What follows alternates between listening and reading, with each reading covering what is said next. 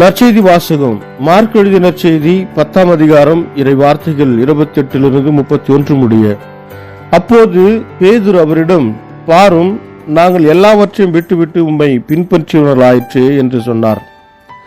அதற்கு இயேசு, உறுதியாக உங்களுக்கு சொல்லுகிறேன், என் பொருட்டும் நற்செய்தியின் பொருட்டும் வீடுகளையோ சகோதரர்களையோ சகோதரிகளையோ தாயையோ தந்தையோ பிள்ளையையோ நிலப்புலன்களையோ விட்டுவிட்ட எவரும் இம்மையில் 100 மடங்காக வீடுகளையும் சகோதரர்களையும் சகோதரிகளையும் தாயையும் நிலப்புலன்களையும் அவற்றோடு கூட இன்னல்களையும் மறுமையில் நிலைவாழ்வையும் பெறாமல் போகார். முதன்மையானோர் பலர் கடைசியாவர், கடைசியானோர் முதன்மையாவர் என்றார். ಕ್ರಿಸ್ತು ವಳಂಗಂ ನற்செய்தி. ಕ್ರಿಸ್ತುವೇ ಉಮக்கு புகழ். ಮಾರ್ಕ ಅಧ್ಯಾಯ 10 ವಚನ 28ರಿಂದ 31ರವರೆಗೆ. ಪೇತ್ರನು ಯೇಸುವಿಗೆ, ನಿನ್ನನ್ನು ಹಿಂಬಾಲಿಸಲು ನಾವು ಎಲ್ಲವನ್ನೂ ತ್ಯಜಿಸಿದೆವು ಎಂದನು.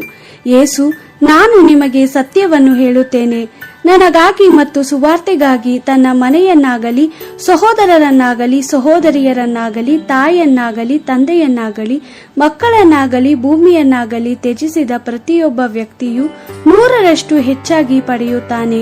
ಈ ಪ್ರಪಂಚದಲ್ಲಿ ಅವನು ಅನೇಕ ಮನೆಗಳನ್ನು, ಸಹೋದರರನ್ನು, ಸಹೋದರಿಯರನ್ನು, ತಾಯಿಯಂದಿರನ್ನು, ಮಕ್ಕಳನ್ನು ಮತ್ತು ಭೂಮಿಯನ್ನು ಹಿಂಸೆಗಳೊಂದಿಗೆ ಪಡೆದುಕೊಳ್ಳುವನು. ಅಲ್ಲದೆ ಬರಲಿರುವ ಲೋಕದಲ್ಲಿ ಅವನು ನಿತ್ಯ ಜೀವವನ್ನು ಹೊಂದಿಕೊಳ್ಳುವನು. ಆದರೆ ಮೊದಲನೆಯವರಲ್ಲಿ ಅನೇಕರು ಕಡೆಯವರಾಗುವರು, ಕಡೆಯವರಲ್ಲಿ ಅನೇಕರು ಮೊದಲಿನವರಾಗುವರು ಎಂದು ಹೇಳಿದನು. ದೇವರ ವಾಕ್ಯವಿದು. ದೇವರಿಗೆ ಕೃತಜ್ಞತೆ ಸಲ್ಲಲಿ. Gospel according to Mark chapter 10 verse 28 to 31. Peter spoke up and said, "We have given up everything to follow you."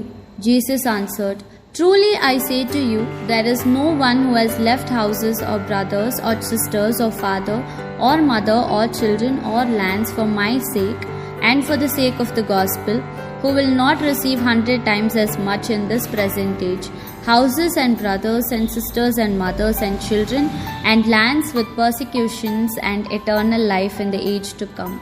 Many who now are first will be last, and the last first." The Gospel of the Lord. Praise to you, Lord Jesus Christ.